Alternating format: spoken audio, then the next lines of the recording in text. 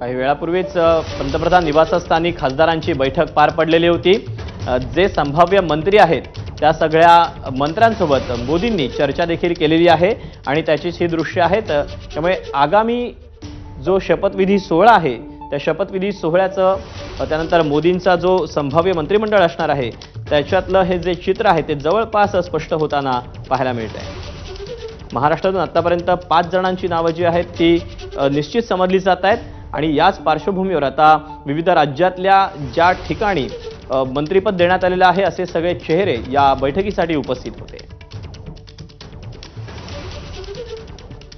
तेव्हा मोदी हे संभाव्य मंत्र्यांची चर्चा करतायत। यामध्ये अनेकांचा नंबर जो आहे तो पुन्हा लागलेला आहे। अनेक नवीन चेहरे देखील मोदींच्या या तिसऱ्या टर्मच्या काळामध्ये आपल्याला पाहायला मिळू शकतात।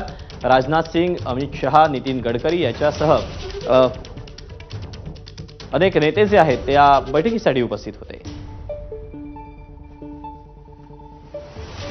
पियुष गोयल असतील, ज्योतिरादित्य शिंदे असतील, यासोबतच मध्य प्रदेशचे माजी मुख्यमंत्री शिवराज सिंग चौहान यांचा देखील मोदींच्या या मंत्रिमंडळामध्ये समावेश होऊ शकतो।